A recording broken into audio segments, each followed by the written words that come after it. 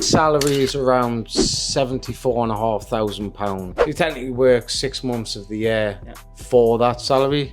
Getting on that chopper the first time alone, you look around and there's no land. We're next to a live gas platform. There is actually a bomb next door. A bit heartbroken when you see your kids cry. That's a brutal reality of it. Bonjour à tous, c'est un plaisir de pouvoir vous retrouver dans une nouvelle vidéo. Donc aujourd'hui je suis sur le rig, je m'en vais demain et c'est l'occasion de pouvoir faire une petite interview avec Andy. Donc Andy Welder, on l'appelle ici.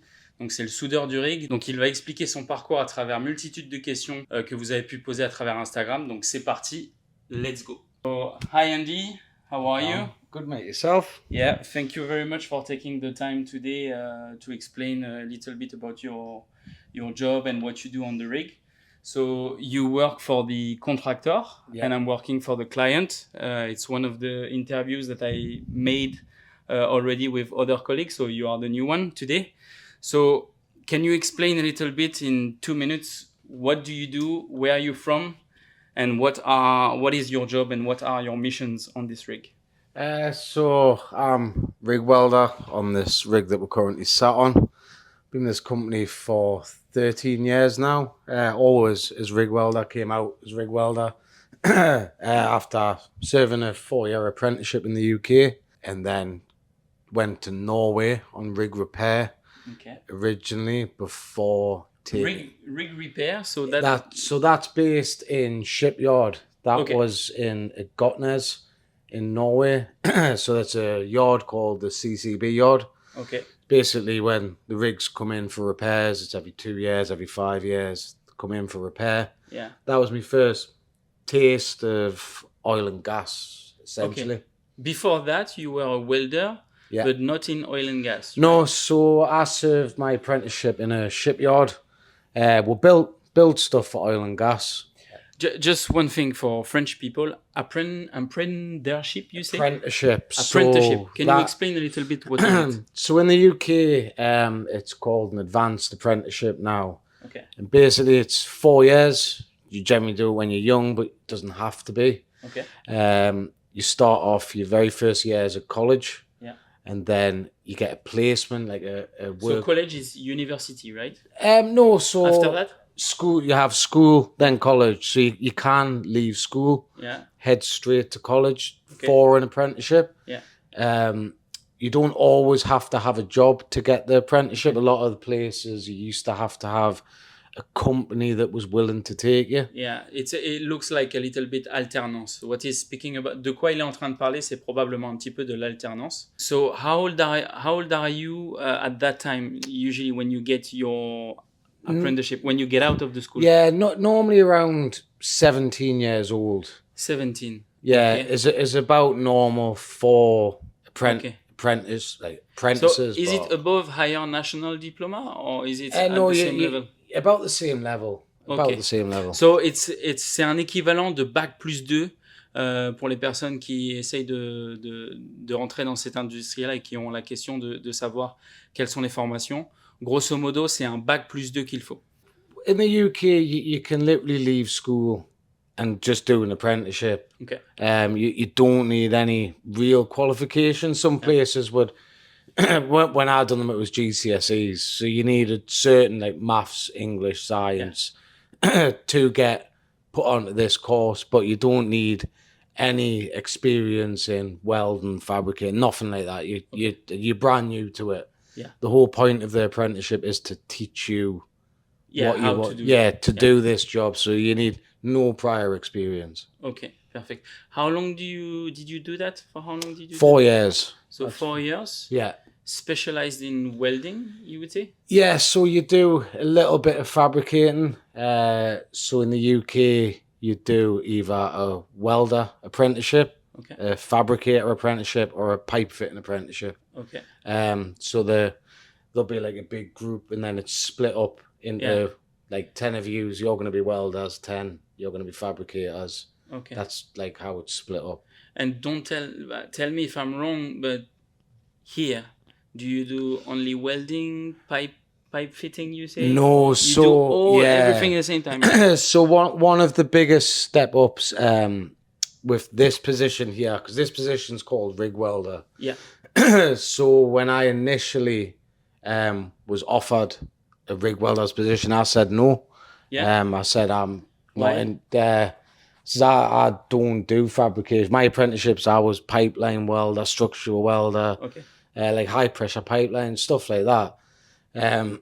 But they said, well, come and try it, see what you think. Yeah. And it worked out good. That was 13 years ago.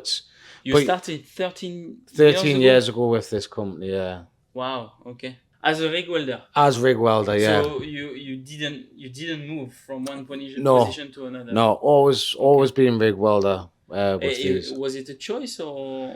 Well, it was. Or it's because there is no opportunity to progress. No, yeah. So this position as a welder can be difficult to progress into a higher position as such. Okay.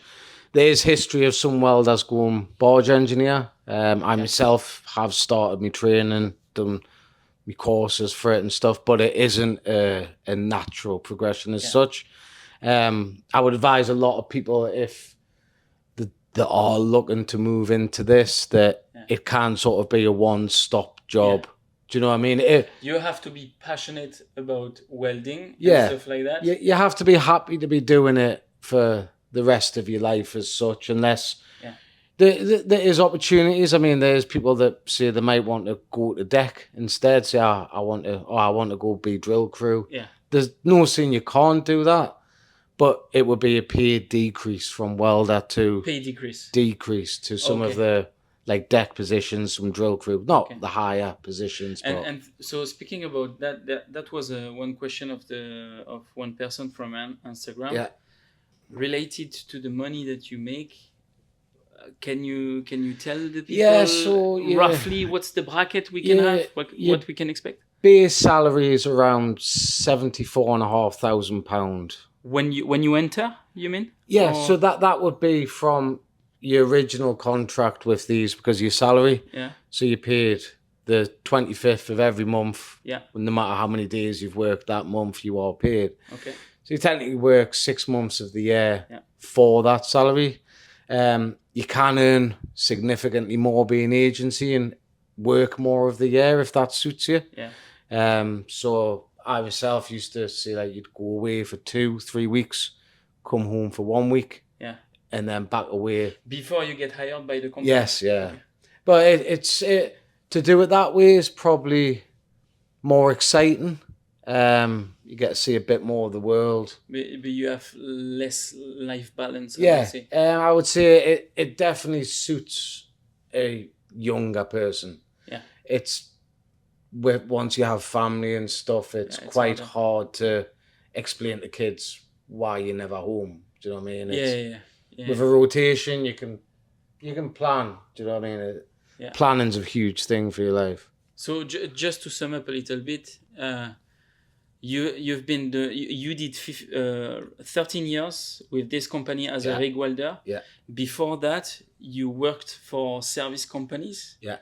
Like it could be TWMA or another company. Yeah. Mainly directly for like agencies. Okay. So in Norway, it was a agency called Manpower.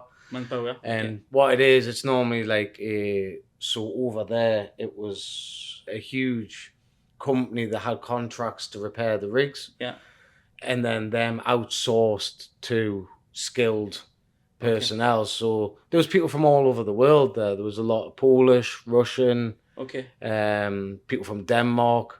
Do you know what I mean? It was very spread out, and so it's not a problem to be a French person. Absolutely not. And you're not going to be disqualified because you're French. Absolutely not. Okay. It's all about having the right qualifications. It's the right things on your certificates is what allows you to get the job that you want. Okay. Could you go through the different qualifications you need to have? So your golden ticket as such for welding, especially in the UK, would be your ASME 96G. So how do you write that? That's ASME 96G. So that's like your golden ticket. Yeah, that's your ticket, and that's a 45-degree pipe, Okay. and you weld it, and then you also have a restricted version you can do. It's not necessary. Like you weld in the back, and you can't see what exactly. Yeah, they put like a ring around it, and Okay. it makes it harder. But your other tickets, I mean, you can have your TIG and stuff like that. I mean, I've got my TIG, but I haven't used it in years. It's not really needed out TIG. here. TIG, Okay. MIG, flux core, all that stuff. Not really. Primarily the UK is stick. MMA welding is primarily the one thing that you need. Okay. And you need your 6G. That is what they look for.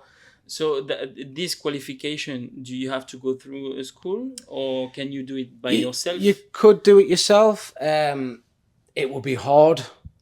It would be hard to do it outside of a proper training program. Okay. I know there is courses exist for it, so you can get around not having to do the full apprenticeship. Yeah. You can just practice that test over and over and over again. Would definitely work for people who've got a fabrication background. Okay. Or maybe I have one guy that is from the audience on Instagram. He said that he's a welder in the nuclear niche. Yeah. He will probably have the good qualification or the good skills. 100%. He would have the skills. Yeah. And he will just have to pass the exam to get it. Yeah, so nuclear welding stuff's very high end. Yeah. It's you don't generally get much higher. Yeah. So the stuff we're talking about out here is probably less than what he already does. Yeah. But it's just what his qualifications are in. Okay. It's that, like I say, it's like a buzzword. It's like this 6G is what British agencies are looking for as such. Is that only in the UK 6G, or is it international? No, it's international. Okay. It's world recognized, but it's the one ticket that because what it is it covers every position. So you have like 2G, 3G, which is like you have like overhead plates and vertical. 6G covers them all, so don't waste your time saying, I've been offered to do all these different tests. Just what you want is your 6G. Okay. And is it very, very difficult to get? Do you need a lot of practice? It's a skill as such, but it's like anything, it's practice. It's practice. I mean, luckily I was lucky enough to have a great apprenticeship where we were given months of practice before you had to go in for your test. Because on your test, it's like doing your driving test. You're nervous, you're sweating, and it's not nice. But and is it outside or is it in the warehouse? In a workshop normally, so it'll be like a big warehouse, and you've got like a little welding. You don't have to do it under the rain and. No. There's none of that. It's nice. But it's stressful. I'm not going to say it's a nice experience, but if you're confident, I would say only go in for your test if you're confident. Okay. How much does it cost to pass the test? Is it you pay the training, whatever, maybe it's a year, and then you have the exam at the end and it's all included? I believe there is courses like that. If you look online, there's different places do it. You can just pay for the test if you've got past experience that you think, I'll be fine with this test. Let's go. Yeah. Just do it. But I believe there is courses that will put you through it. I wouldn't be able to tell you the price of them, but I do know they exist. Okay. And that does get you around having to do the apprenticeship. I mean, some places want you to have your apprenticeship. That might be a grey area, but not a lot of agencies require you to have the full apprenticeship. Okay. They're looking for that coding. That's what they want. Do you do any job in the water? I know you don't, but people think that. No, I wish we did because I'd be on a lot more money. Yeah. But we don't. So, can you describe a little bit the day-to-day task that you can have? Yeah. So our day varies, as you'll see in your videos. The pipe we're working on there is a deep well. It's a big, heavy pipe.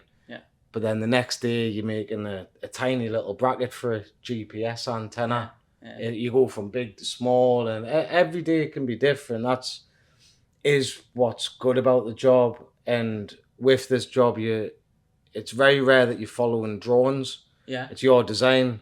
Okay. So say the YM says, "Oh, I want this built." Yeah, as long as it's not structural. Yeah. It's your design. You say, "Oh, I'm gonna draw this out," and so you're quite free. Yeah. You're not in even though you are working for a very big company. Yeah. Tell me if I'm wrong. You're working for a very big company, but you have the freedom to play in your own role, and you're not stuck. No, you decide how to do it. They rely on your experience, and you have to be safe with what you do. You can't leave something unsafe. You can't cut too many corners, and like I say, that anything structural has to go through engineering. If we're gonna cut a hole in that wall, you can't just say, "I'm gonna go cut that." It has to go through engineering, and then you get a drawing back, and you've got to be able to read that drawing and do it all yourself, because it is all on you to do it. But for the likes of it, I just want a nice shelf there, or a bookcase made, or that's on you. You say, "Oh, I'm gonna enjoy this and build it however you see fit." Do you feel a lot of pressure from the management for your job, or no? Are you able to plan ahead? There's times, don't get us wrong, over the years. Obviously, I was like 22 when I first started as rig welder, and there was many comments about how young I was for rig welder, and I think the onus was on myself to try and impress. And I didn't really know how to do a lot of stuff. I got worried about stuff, and being asked to do stuff you've never done. But now, after so many years doing it, I'm not really fazed. There's nothing you say. I mean, you might get a knock in the middle of the night to say... It happens for welder? Yeah. If we're on, say, like downtime, there's a bit of equipment failed. And they need you to build something to help fix it, or there's a bit of pipe work that's failed, and they need it back up and running. But pressure, no. Not once you're confident. Once you know that you are capable of doing things, they'll never. It's very rare in this day and age that you'll have any sort of supervisor behind you shouting. Them days don't really exist anymore. I've seen it, but it doesn't work anymore. It's not. Definitely don't be put off thinking you're a lone worker. I wouldn't be able to do that. If you get on the rigs, look, I've been lucky enough to get on. You get plenty of support. So what's the plan for you? You've been doing that for more than a decade now. You're thinking about staying at this position, or because you're quite young, you started young as well at 22. Do you wanna move? Do you wanna step? You were speaking about changing for being a barge engineer. Maybe? that would be the end goal. To get off the tools and kind of move up, just to achieve something else, like another step. I never want to sit back and think I never really achieved anything work-wise since 22. Do you know what I mean? I'm not saying it's a bad thing. I mean, some people love it. Do you know what I mean? If you love your job, it's easy. But I'm definitely got ambition to move up if I can, I get given the opportunity. No, for sure. I always say to my kids, if you're not growing, you're dying. So you need to keep pushing. So just for the people here, just to sum up, if you want to be a welder, it's possible. You'll have the freedom to do your job and to take your own decision. But you'll be roughly quite alone in this position. But it's only valid for the company that you work with, so the contractor of the rig, let's say the owner of the rig.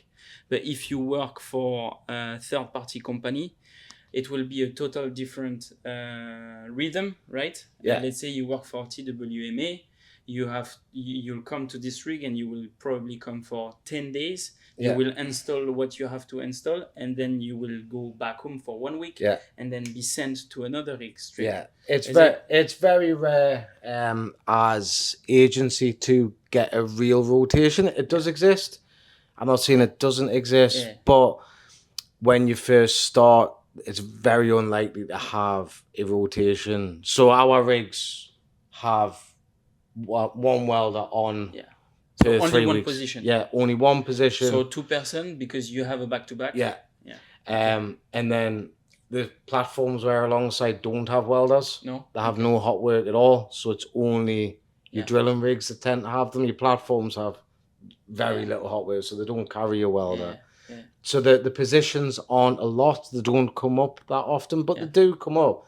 The age of rig welders tended to be very high. And how the company will find the welder? They will go through an agency? Agency. So what would happen is you'd come out, you would do a few trips. So after your first trip, if you don't need to be a rusty, right? No, you have you don't have to have any experience. My first trip offshore was as a welder. Agency, welding in fuel lines for Halliburton. Okay.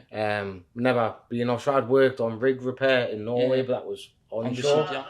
And then my very first trip offshore, no prior experience offshore. I had my survival at my Bowseat and all this. I'd never used it. I maybe had it a year or so. Yeah. And then after that, it was the company who take care of it. I mean, you had to do the refresh, but the company paid for it, right? Because by the time my refresher came up, I was working for this company. It was all paid for. Yeah. When you arrived offshore, it was for the company that you work with today, or did you do the agency on shipyard and you came offshore? So it was a different agency. Okay. So I've been with a few different agencies. One thing I'll say is you don't have to have loyalty to one agency. Okay. Put your CV everywhere because one agency doesn't have work. There's plenty more that will. Yeah. You're not contracted to them as such. Yes, they give you work. Yeah, but there is flexibility with agency. Yeah. Where when you are hired after that by the contractor, you have to stick with the contractor, obviously, and be loyal. Yeah. Loyal. Yeah. But whilst the agency dot about, see what jobs there is. You can go all over the world. There's a lot of lads go to Brazil for work. All over. Really and the agencies that you are speaking about in the North Sea sector, in the UK or in Aberdeen, is it the same agency for welding position in Brazil, maybe? Yeah, so so what tends to happen is these jobs will be based all over the world, but they'll use British agencies to send the lads there. But it doesn't mean it needs to be a British worker.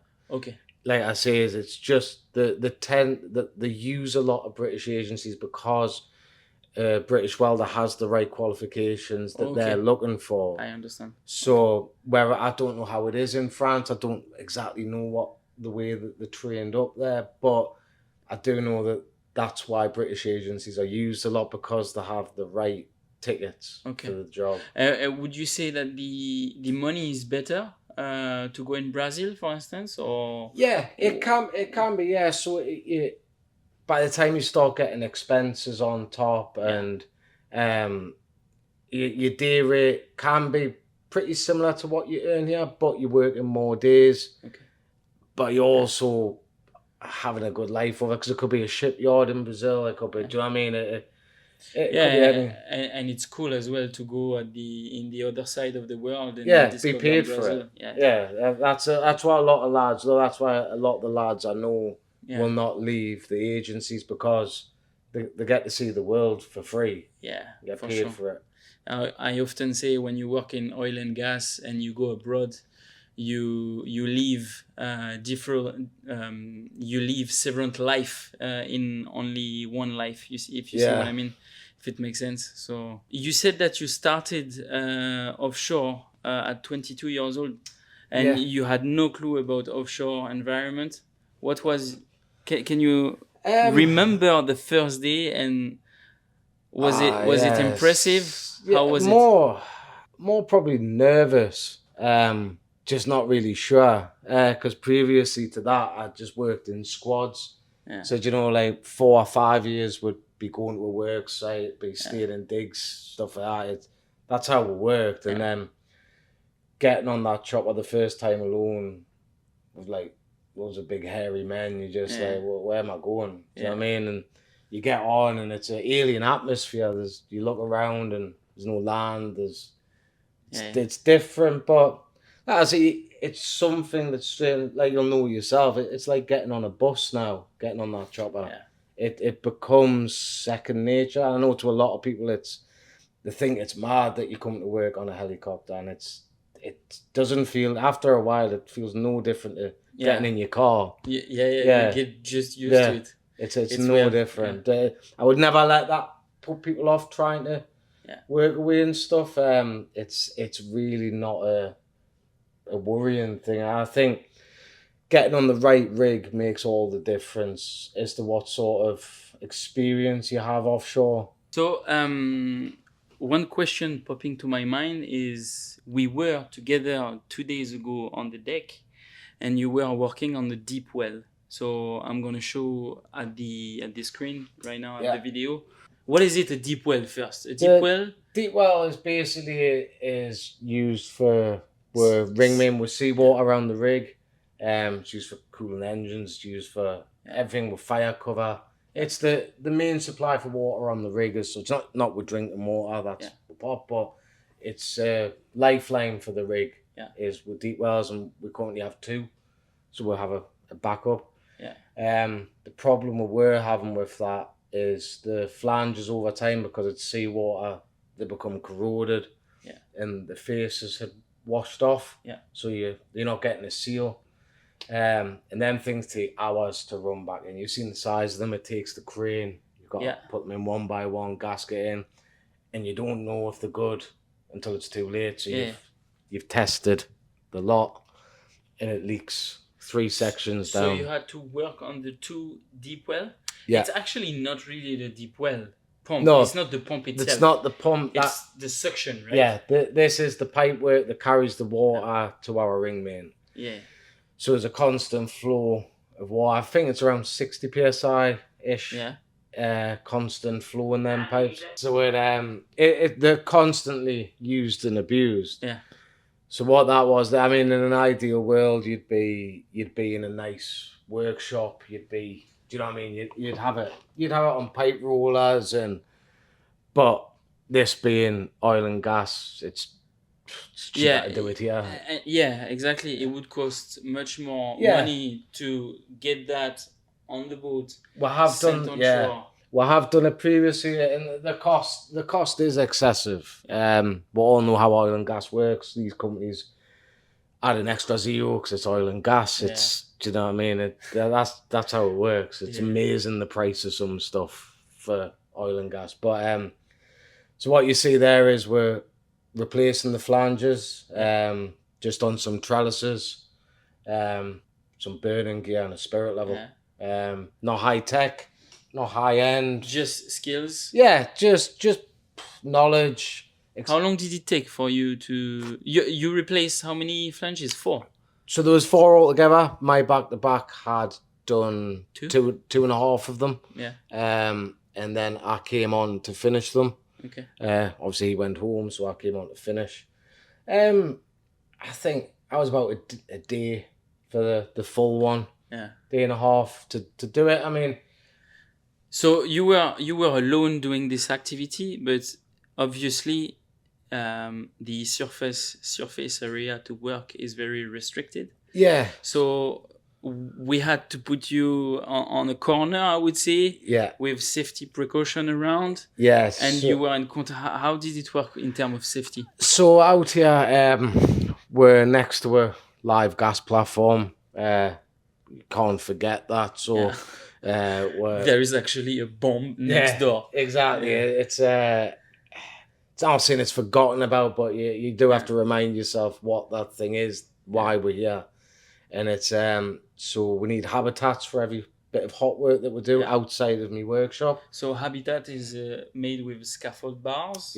And some type of, it's not tissue. I don't know. Tarpaulin. Sheeting. We call it sheeting. I don't know if the French people won't see exactly what it is, but it's a kind of a roll. Yeah, it comes in a big roll. The scaffolders use it.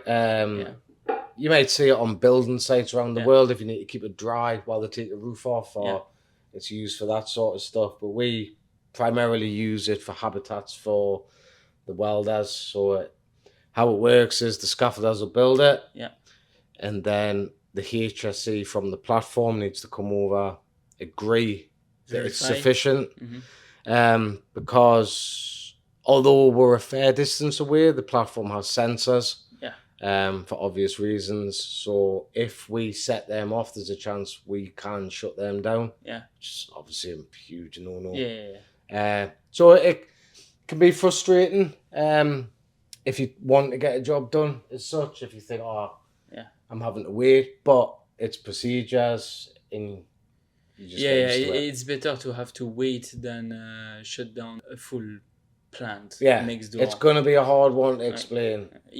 And you'll probably take the next job. I don't think you'd be back in a hurry. But that's a good transition for one of the important topic here is safety comes first. And there are a lot of meetings about safety and if the job has to be done as fast as it can be, it's never against the safety. Safety comes first. So. There can always be a self-perceived pressure.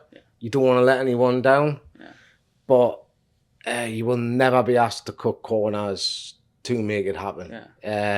If you say, I'm not doing it, no one will question it. If you don't think it's safe, it's not happening until it's being properly assessed by competent people.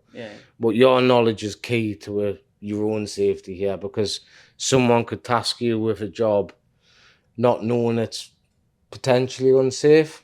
But as you progress through your career, you go, wait, I'm not doing that. No, for sure. I think we are getting almost to the end of this interview. I have two questions. One is, what do you like the most on this position and on this lifestyle, I would say? And what do you hate the most? My time off is the best thing. I don't think that's necessarily tied to the position. I think any position, but I like the freedom this job sort of gives you. I like if you're allowed to be creative with what you're building. Sometimes if you build something, you can look and think, that looks the bollocks, that. Do you know what I mean? It's, that was mine. Do you know what I mean? But I also look at it and go, that's not mine, that was Robbie's. But it's a feel-good factor when you can do something that you built it and you're like, that's your own work. And you have the time as well to put it in place. Like you have 3 weeks. You're not in a rush. You don't have to go home tonight. No, you come out the next day. You don't have to travel far to your bed. Do you know what I mean? And you come out the next day. The setup of the work is good as such. It's you're not sat in traffic every morning and this and that. Thank God. Thank God. I think the hardest part, I've only found this since the birth of my daughter, is leaving my little girl is just brutal. And it probably gets harder. When the babies, it's sort of like you're upset, but they're not upset. Like my daughter's 4 now, and she's like, "Daddy, where you going? I don't want you to go." And that, I think there's many of in the same boat with that one. You yourself, kids can make it hard, but you remember why you're doing it. We are doing as well for them. Yeah, exactly. You want to give them the best quality. And would I recommend this job for that? Yeah, I would, but be willing to be a bit heartbroken when you see your kids cry. That's a brutal reality of it. For sure, I fully agree. 100%, as they say here. Last one. What can I wish you for the last 6 months of 2026? That's promotion. A hard one. Promotion. Sort us out with a promotion, John. The promotion? Yeah. So that means you won't be a welder anymore. Yeah. I wouldn't. In an ideal world, I wouldn't be. But reality, maybe just a step in the right direction, ready to move off onto something else. I'm getting no younger. I'm still young enough to do this, but time goes quick out here. We all know that. It's It's 2 years already for me here. Yeah. More than 2 years. It's so quick. People think 3 weeks. It must. Do you know, like your year just disappears. Yeah. We're in summer now, and before you know, it'll be sat looking at the rotation for Christmas. Yeah.